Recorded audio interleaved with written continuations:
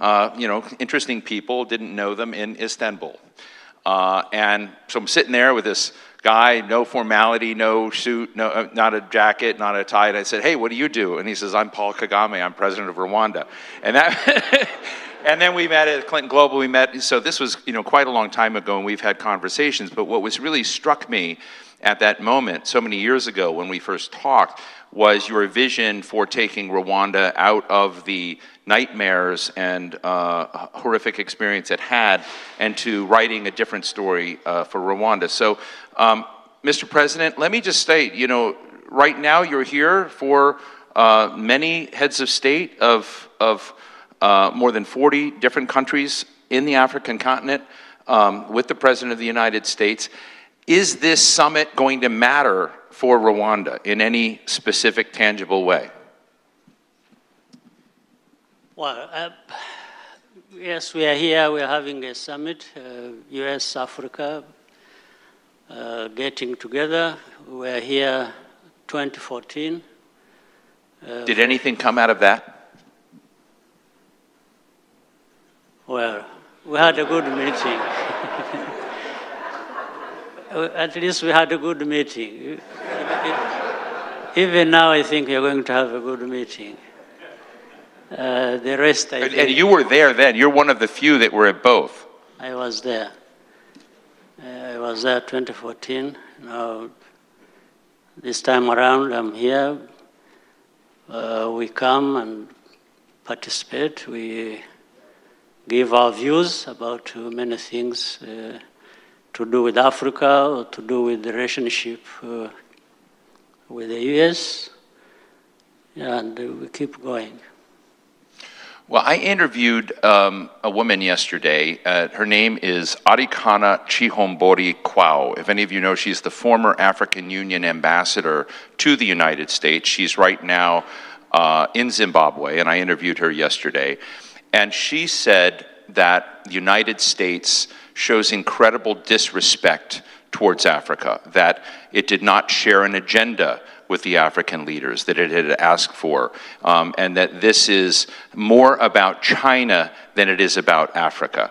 And I'd just be interested, it's an interesting frame that I think was candid and was a critique of the approach that American policymakers. So what's the tough love that American policymakers and President Biden need to hear about how they deal with African leaders?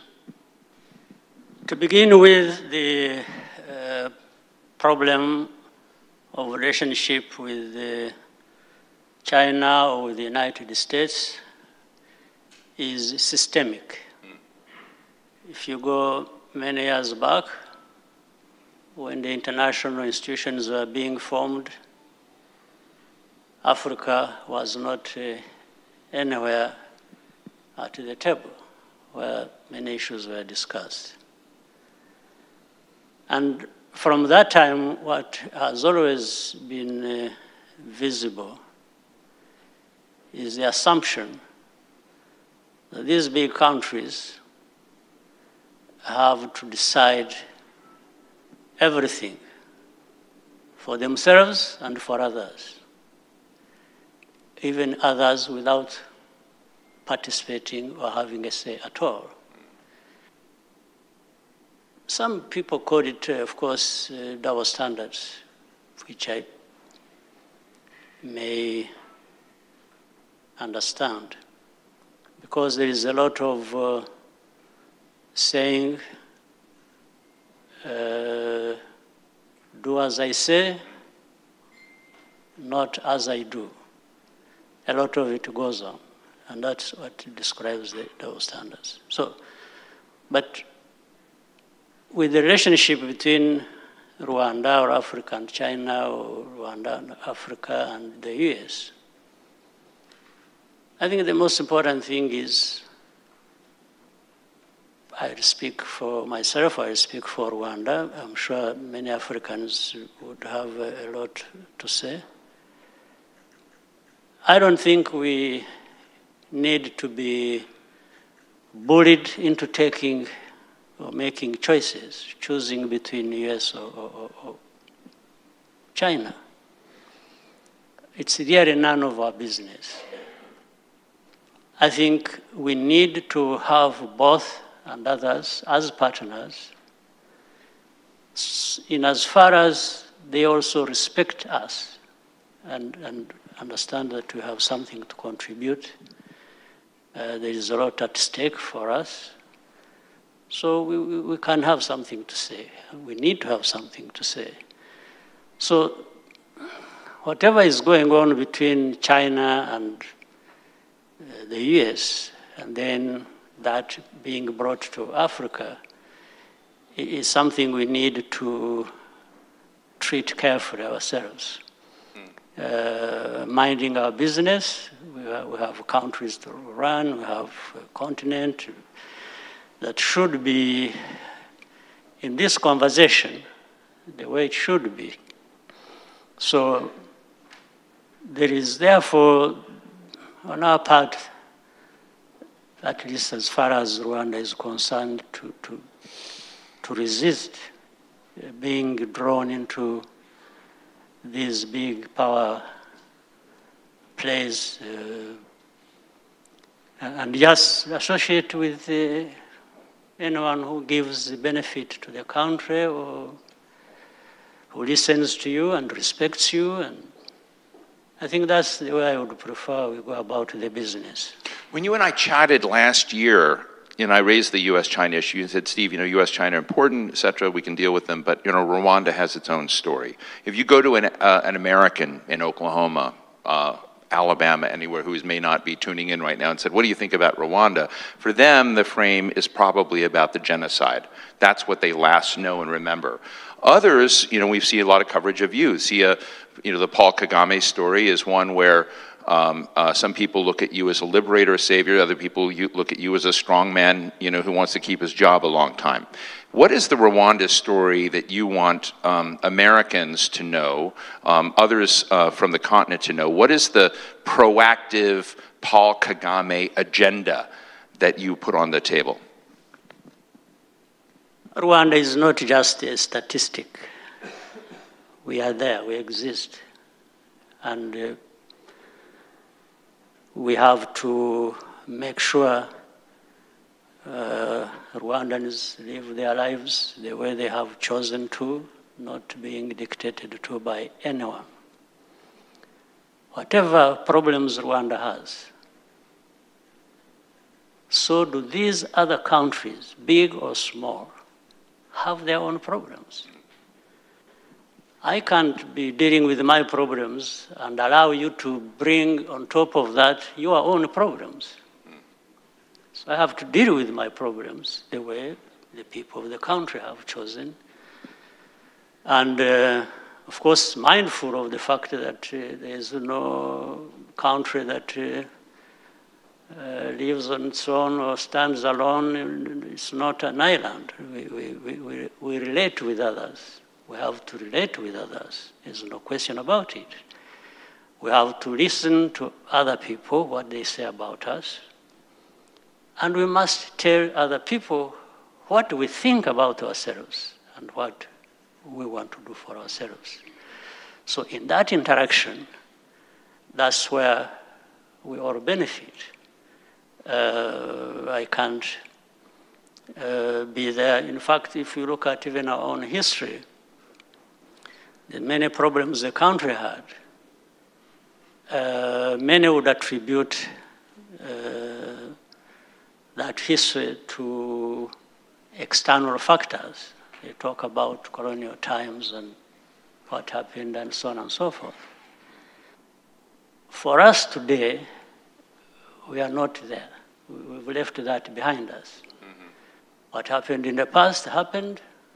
We learned lessons, but we have to look more to the future than to be caught up in the blame game of who did what to us in the past. Now we are there. What are you going to do for yourselves is the question. So that's what we concentrate on. We concentrate on saying, whatever happened in the past happened. Have we learned lessons? What do we do for ourselves? So the people you would ask about Rwanda and tell you all kinds of stories. There are different categories of people. There are those who know absolutely nothing about Rwanda, and yet they want to tell you the stories about Rwanda. There are others who know the stories, but they have their own views of how Rwanda should be and so on and so forth. They have their own right to do that. There's another category of those who know. In fact, it is their story. They want to tell it as it is, or they want to do whatever is possible for them to contribute to the well-being of Rwanda, and that's the other category. So we have to steer through all these different categories and views, but the country has to have a direction. And that is the responsibility of the leaders of the country. You know, if I were to, put on the table that there are sort of three angles of a story, right, on Rwanda that I think they would be out there. You might not agree with them, but, one would be a friend of mine that many of us know, Mark Dybel, is in Kigali today for the second big African Summit on Public Health in Kigali. They're launched, you're opening a new biopharmaceutical industrial park and doing a very positive, sort of modern, interesting story. COVID vaccines now being tried in your public health. That's one story. And there's the third with the conversation with Secretary Blinken that you had last week about the DRC and about Rwanda's activities and concerns that you might be destabilizing the DRC. So those three stories, if you were to do it, my question to you is, why not solve the DRC and have more of the modernization tech? We're growing our economy. You get defined in different ways in the international community. Why not solve the two and elevate the third? Well, to begin with, there is no guarantee that even if you did what they want you to do, you would actually get those promises you're talking about. We've been there for, now the country has been moving on for 28 years. How about what happened before actually those stories came up? There wasn't much flowing in that sense that later on was stopped by those stories. So, but that's a different thing. Let me quickly speak to the two problems. The story of Rusesabagina, and in fact it explains now at the beginning what happens with the countries and the relationships and so on. A big country like the United States dealing with Rwanda, a small country somewhere in the middle of Africa. What I was saying, when people just tell you what to do or want to tell you what to do for yourself, comes in this sense. That story of Paul Rusesabagina, the case is very clear. It has gone through the courts of law with the due process. The evidence, the facts about the case were presented in the open. The history of that is also clear. It has been told. Now, there's something wrong here that... And it involved the European courts. Did it involve the European courts? What? With Paul, did it involve the European courts as well?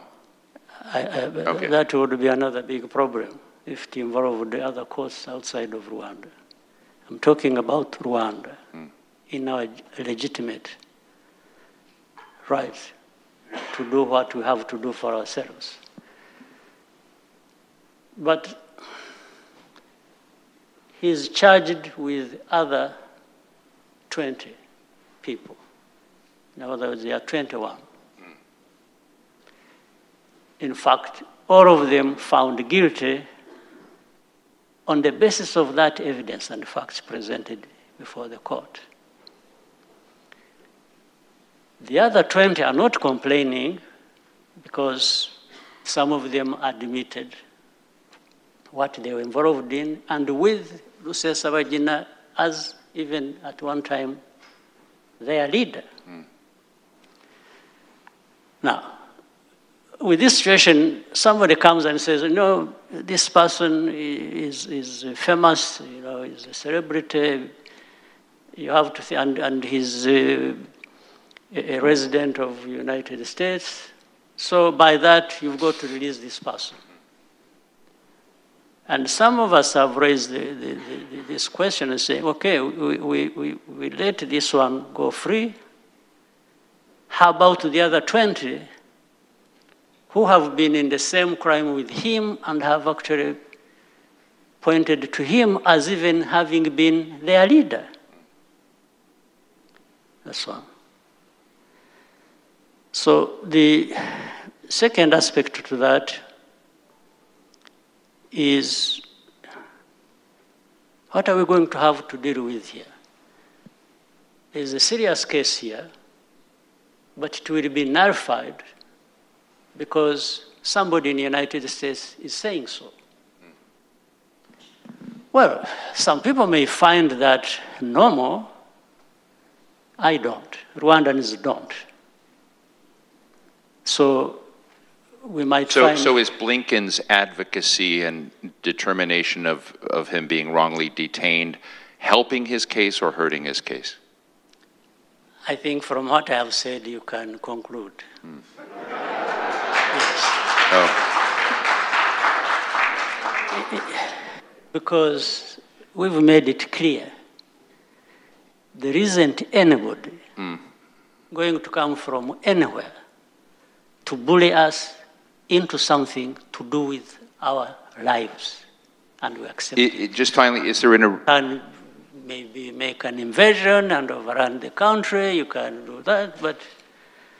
Is there an arrangement with him that would work to, you know, again, I think that the tension is, again, to come back to the biopharmaceutical part, to come back to, you know, what Qualcomm and others are doing in the state, to look at, you know, the advancement, you know, the bets you're making on technology.